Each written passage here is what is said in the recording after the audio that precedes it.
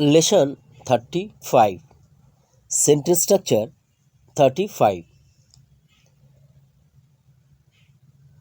All uses of should আমরা জানব should এর সমস্ত ব্যবহার।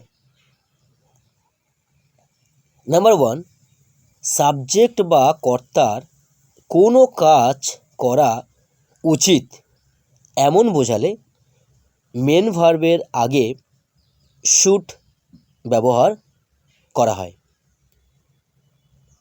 ফর এক্সাম্পল, আমার ইংরেজি বলা উচিত, আই শুড স্পিক ইংলিশ। তাদের ম্যাচটা ভালো খেলা উচিত, they should play the match well. তাজমিমকে ছবিটা আঁকা উচিত, Tazmim should draw the picture etc. এবার দেখে নেব সেন্টেন্স স্ট্রাকচারটি। প্রথমেই subject plus should plus V1 plus others. Notes মনে রাখবেন, নাম্বার 1 সাবজেক্টটি ফার্স্ট সেকেন্ড বা থার্ড যে পার্সনে থাক না কেন কিংবা সিঙ্গুলার বা প্লুরাল যে নাম্বারে থাক না কেন সমস্ত সাবজেক্ট বা কর্তার সঙ্গে শুড বসবে মেন ভার্বের আগে। নাম্বার 2 মেন ভার্বের প্রেজেন্ট ফর্ম অর্থাৎ V1 বসবে শুড এর পর। নাম্বার 3 আদার্স এই অংশগুলোতে আপনি আপনার ইচ্ছা মতো যে কোনো উপযুক্ত অবজেক্টস, কমপ্লিমেন্টস বা অ্যাডভার্বিয়ালস এগুলি বসাতে পারেন। Number 4 subject, object, complement, adverbial এগুলি কি সে সম্পর্কে বিস্তারিত জানতে লেসন 20টা দেখে নিতে পারেন।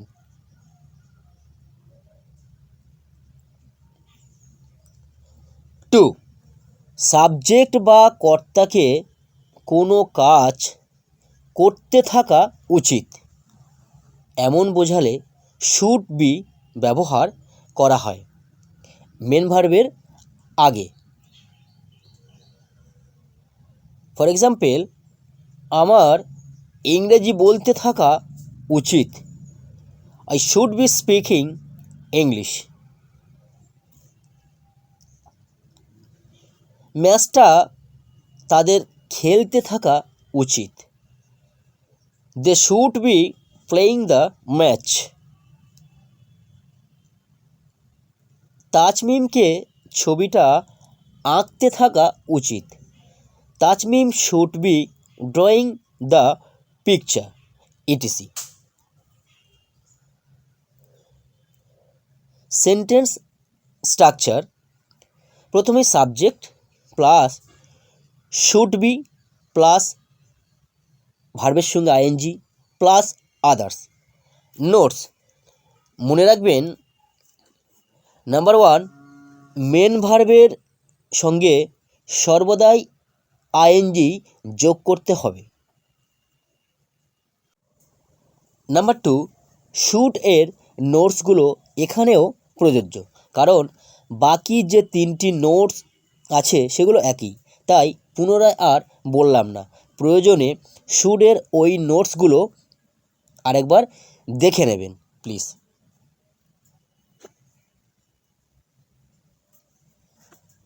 3 সাবজেক্ট বা কর্তার নিজে হওয়া বা থাকা উচিত এমন বোঝালেও শুড বি ব্যবহার করা হয়। ফর এক্সাম্পল, শিবাকে একজন লেখক হওয়া উচিত, Shiba should be a writer. তুমি একজন বক্তা হওয়া উচিত, you should be a speaker. আমার 1 মাস বাংলাদেশে থাকা উচিত। I should be in Bangladesh for 1 month etc. Sentence structure, প্রথমেই subject plus should be plus others. Notes, মনে রাখবেন নাম্বার 1, এই ধরনের বাক্যে মেন ভার্ব বা প্রিন্সিপাল ভার্ব বা অ্যাকশন ভার্ব থাকে না, কারণ এখানে কোনো রকম কাজ করা বোঝায়নি, বরং সাবজেক্ট বা কর্তার নিজের হওয়া বা না হওয়া বুঝিয়েছে। তাই এই ধরনের বাক্যগুলি প্রাইমারি এবং মডাল অক্সিলারি ভার্বস এর উপর ভিত্তি করেই গঠন করা হয়। নাম্বার 2, প্রাইমারি অক্সিলারি ভার্বসগুলির ব্যবহার লেসন 1 থেকে 7 পর্যন্ত আলোচনা করেছি, প্রয়োজনে দেখে নিতে পারেন। লেসন 33 থেকে আমরা মডেল অক্সিলারি ভার্বসগুলির ব্যবহার শিখছি। নাম্বার 3, মেন ভার্ব ও অক্সিলারি ভার্ব কী, এদের মধ্যে পার্থক্য কী, কীভাবে চেনা যায়, কোথায় কিভাবে বসে, এ সম্পর্কে বিস্তারিত জানতে হলে ক্লাস 11টা দেখে নিতে পারেন। নাম্বার 4, সমস্ত সাবজেক্টের সঙ্গেই শুড বি বসবে। নাম্বার 5, মনে রাখবেন যে আদার্স এই অংশগুলোতে আপনি আপনার ইচ্ছা মতো যে কোনো উপযুক্ত অবজেক্টস, কমপ্লিমেন্টস বা অ্যাডভার্বিয়ালস এগুলি বসাতে পারেন। Number 6, subject, object, complement, adverbial এগুলি কী সে সম্পর্কে বিস্তারিত জানতে লেসন 20টা দেখে নিতে পারেন।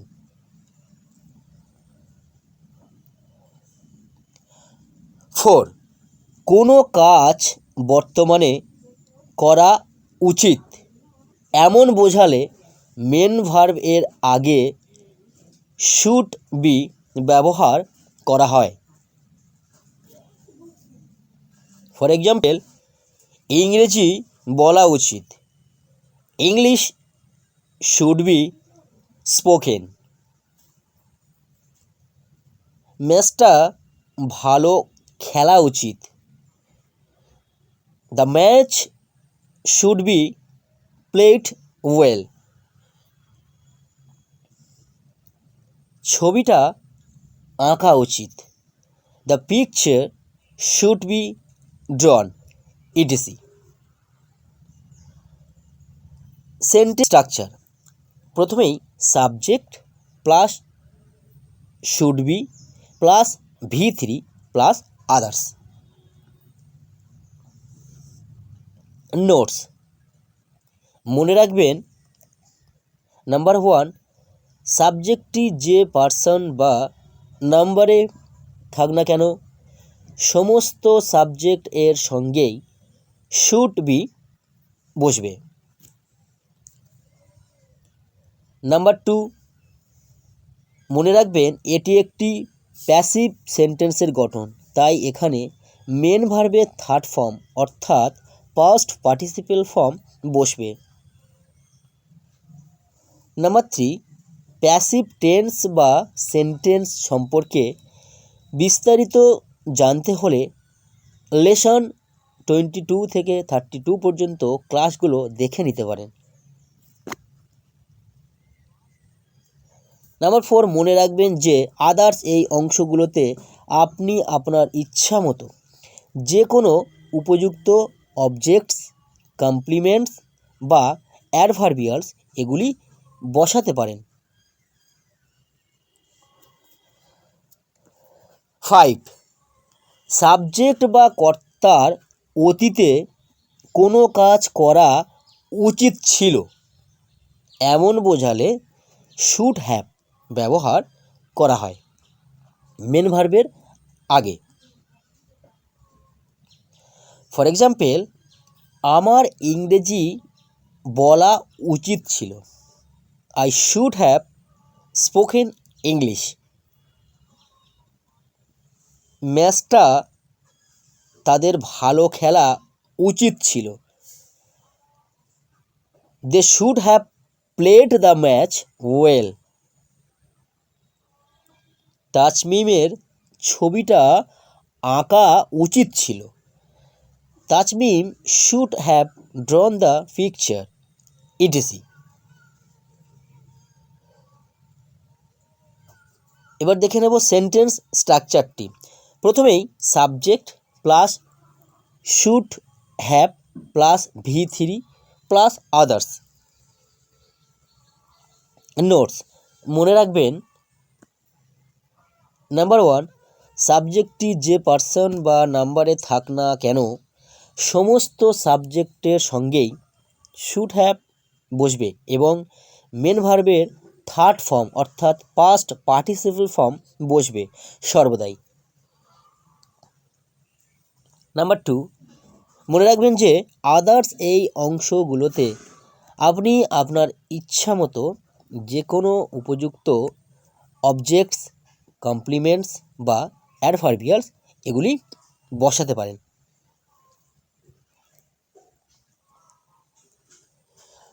নাম্বার 6, কোনো কাজ অতীতে করা উচিত ছিল এমন বোঝালে মেন ভার্বের আগে শুড হ্যাভ বিন ব্যবহার করা হয়। ফর এক্সাম্পল, ইংরেজি বলা উচিত ছিল, English should have bin spoken. ম্যাচটা ভালো খেলা উচিত ছিল, the match should have bin played well. ছবিটা আঁকা উচিত ছিল, the picture should have bin ড্রন etc. এবার দেখে নেব সেন্টেন্স স্ট্রাকচার। প্রথমেই subject plus should have been plus V3 plus others. Notes মনে রাখবেন,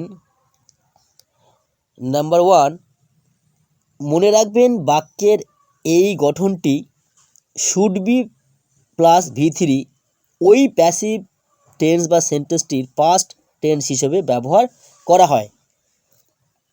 নাম্বার 2, আপনি সমস্ত সাবজেক্টের সঙ্গেই শুড হ্যাভ বিন বসাতে পারেন।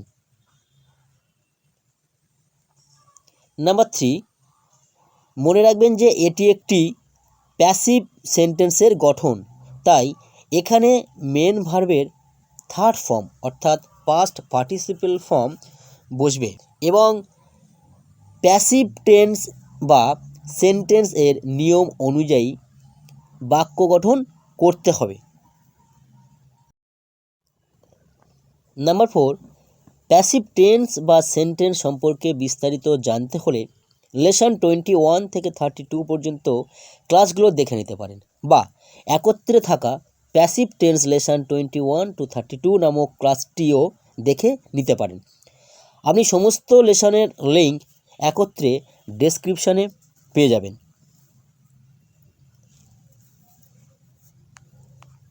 7, সাবজেক্ট বা কর্তাকে অতীতে নিজে হওয়া বা থাকা উচিত ছিল এমন বোঝালেও শুড হ্যাভ বিন ব্যবহার করা হয়।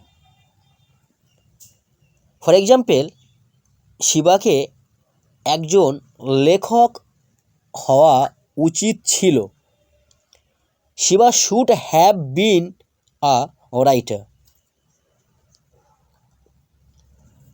তুমি একজন বক্তা হওয়া উচিত ছিল, you should have been a speaker. আমার 1 মাস বাংলাদেশে থাকা উচিত ছিল, I should have been in Bangladesh for 1 month etc. এবার দেখে নেব সেন্টেন্স স্ট্রাকচারটি। প্রথমেই subject plus should have been plus others. Notes, মনে রাখবেন নাম্বার 1, মনে রাখবেন শুড বি এর পাস্ট টেন্স হিসেবে শুড হ্যাভ বিন ব্যবহার করা হয়। নাম্বার 2, সমস্ত সাবজেক্ট এর সঙ্গেই শুড হ্যাভ বিন বসবে। নাম্বার 3, এই ধরনের বাক্যে মেন ভার্ব বা প্রিন্সিপাল ভার্ব বা অ্যাকশন ভার্ব থাকে না, কারণ এখানে কোনো রকম কাজ করা বোঝায়নি, বরং সাবজেক্ট বা কর্তার নিজের হওয়া না হওয়া বুঝিয়েছে। তাই এই ধরনের বাক্যগুলি প্রাইমারি এবং মডাল অক্সিলারি ভার্বসের উপর ভিত্তি করেই গঠন করা হয়। বাকি নোটসগুলো প্রায় সব একই, সুতরাং পুনরায় আর বলছি না। 8, সাবজেক্ট বা কর্তার নিজের অধিকারে কিছু থাকা উচিত এমন বোঝালেও শুড হ্যাভ ব্যবহার করা হয়। ফর এক্সাম্পল, আমার একটা গাড়ি থাকা উচিত, I should have a car. তোমার অনেক টাকা থাকা উচিত, you should have a lot of money. আমাদের কাছে সময় থাকা উচিত, we should have time, etc. এবার দেখে নেব সেন্টেন্স স্ট্রাকচারটি। প্রথমেই subject plus should have plus others. Notes, মনে রাখবেন নাম্বার 1, সাবজেক্টটি যে পার্সন বা নাম্বারে থাক না কেন সমস্ত সাবজেক্টের সঙ্গেই শুড হ্যাভ বসবে। নাম্বার 2, মনে রাখবেন যে এই ধরনের বাক্যেও মেন ভার্ব বা প্রিন্সিপাল ভার্ব বা অ্যাকশন ভার্ব থাকে না, কারণ এখানে কোনো রকম কাজ করা বোঝায়নি, বরং সাবজেক্ট বা কর্তার নিজের অধিকারে কিছু থাকা বা না থাকা বুঝিয়েছে। তাই এই ধরনের বাক্যগুলি প্রাইমারি অথবা মডাল অক্সিলারি ভার্বসের উপর ভিত্তি করেই গঠন করা হয়। নাম্বার 3, আবারও বলছি, প্রাইমারি অক্সিলারি ভার্বসগুলির ব্যবহার লেসন 1 থেকে 7 পর্যন্ত আলোচনা করেছি, প্রয়োজনে দেখে নিতে পারেন। লেসন 33 থেকে আমরা মডাল অক্সিলারি ভার্বসগুলির ব্যবহার শিখছি। বাকি নোটসগুলো প্রায় সব একই, সুতরাং পুনরায় আর বলছি না। 9, সাবজেক্ট বা কর্তার নিজের অধিকারে কিছু থাকা উচিত ছিল এমন বোঝালে শুড হ্যাভ হ্যাড ব্যবহার করা হয়। ফর এক্সাম্পল, আমার একটা গাড়ি থাকা উচিত ছিল, I should have had a car. তোমার অনেক টাকা থাকা উচিত ছিল, you should have had a lot of money. আমাদের কাছে সময় থাকা উচিত ছিল, we should have had time, etc.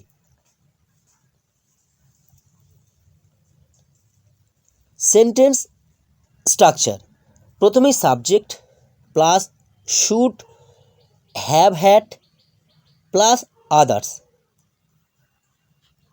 Notes, মনে রাখবেন নাম্বার 1, আপনি সমস্ত সাবজেক্টের সঙ্গেই শুড হ্যাভ নাম্বার 2, মনে রাখবেন যে এই ধরনের বাক্যেও মেন প্রিন্সিপাল ভার্ব বা অ্যাকশন ভার্ব থাকে না, কারণ এখানে কোনো রকম কাজ করা বোঝায়নি, বরং সাবজেক্ট নিজের অধিকারে কিছু থাকা বা না থাকা বুঝিয়েছে।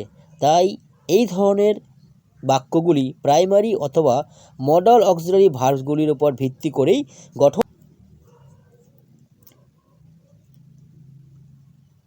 বাকি নোটসগুলো প্রায় সব একই, সুতরাং পুনরায় আর বলছি না।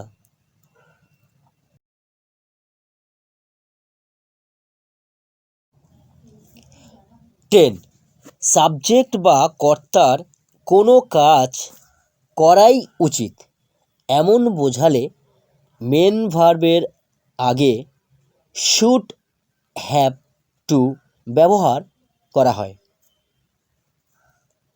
ফর এক্সাম্পল, তোমাদের ম্যাচটা জেতাই উচিত। You should have to win the match. তাকে ইংরেজি শেখাই উচিত। She should have to learn English. অহনাকে ছবিটা আঁকাই উচিত। Ahana should have to draw the picture, etc. এবার দেখে নেব সেন্টেন্স স্ট্রাকচারটি। প্রথমেই subject plus should have to plus V1 plus others. Notes, মনে রাখবেন নাম্বার 1, সাবজেক্টটি যে পার্সন বা নাম্বারে থাক না কেন সমস্ত সাবজেক্ট এর সঙ্গেই শুড হ্যাভ টু বসবে। নাম্বার 2, মেন ভার্বের প্রেজেন্ট ফর্ম অর্থাৎ V1 বসবে সর্বদাই। নাম্বার 3, আদার্স এই অংশগুলোতে আপনি আপনার ইচ্ছা মতো যে কোনো উপযুক্ত অবজেক্টস, কমপ্লিমেন্ট বা অ্যাডভার্বিয়ালস এগুলি বসাতে পারেন। Number 4, subject, object, complement, adverbial এগুলি সম্পর্কে বিস্তারিত জানতে লেসন 20টা দেখে নিতে পারেন।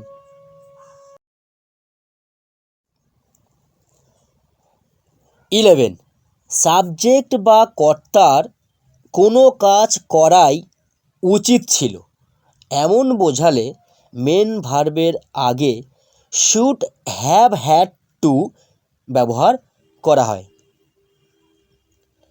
ফর এক্সাম্পল, তোমাদের ম্যাচটা জেতাই উচিত ছিল।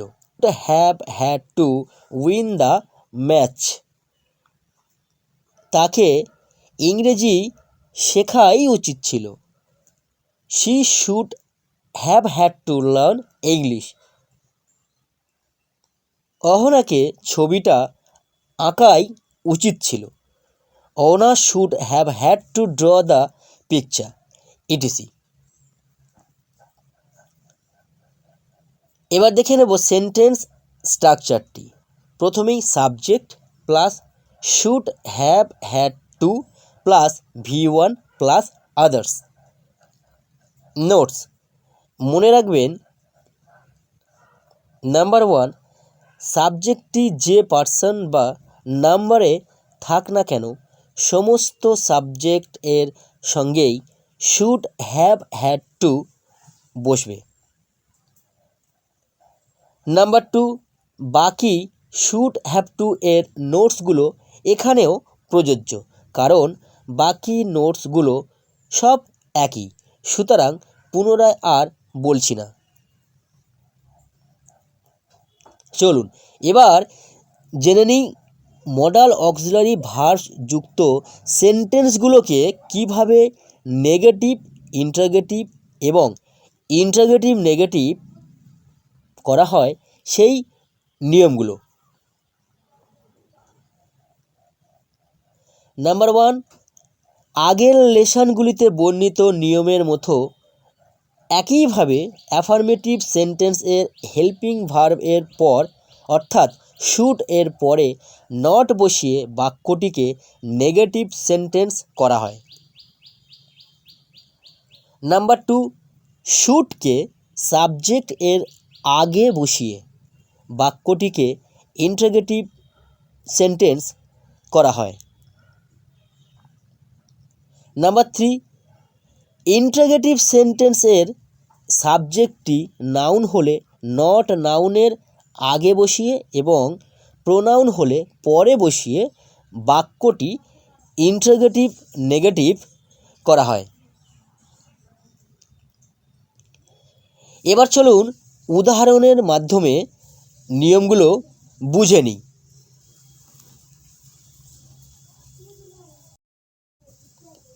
প্রথমে দেখে নিই অ্যাফার্মেটিভ সেন্টেন্সের example. I should write a story, I should be a writer, I should have a car, etc. এবার দেখে নেব নেগেটিভ সেন্টেন্সের example. I should not write a story, I should not be a writer, I should not have a car, etc. এবার দেখে নেব interrogative সেন্টেন্সের example. Should I write a story, should I B a writer, should I have a car, etc. এবার দেখে নেব interrogative negative সেন্টেন্সের example. Should I not write a story, should I not be a writer, should I not have a car, etc. এই হলো 4টি সেন্টেন্সের 4 রকম example. এবার আমরা জানবো কিছু স্পেশাল নোটস, বিশেষভাবে মনে রাখবেন এই নোটসগুলোকে।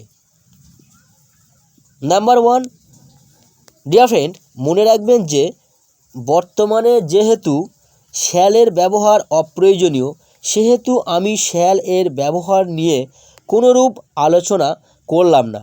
আপনি বর্তমানে সমস্ত সাবজেক্ট অর্থাৎ কর্তার সঙ্গে উইলকে ব্যবহার করতে পারেন। নাম্বার 2, শ্যাল এর পাস্ট ফর্ম হিসেবে শুডকে ধরা হয়। মনে রাখবেন বর্তমানে শ্যাল এর ব্যবহার করা হয় না, কিন্তু শুড এর ব্যবহার ভীষণভাবেই আবশ্যিক। নাম্বার 3, শ্যাল এর পাস্ট ফর্ম হিসাবে শুডকে ধরা হয় ঠিকই, কিন্তু শুড এর ব্যবহার শ্যাল এর থেকে সম্পূর্ণই আলাদা। সবাই ভালো থাকুন, সুস্থ থাকুন। ফিরে আসছি পরবর্তী ক্লাসে উইল এর ব্যবহার নিয়ে।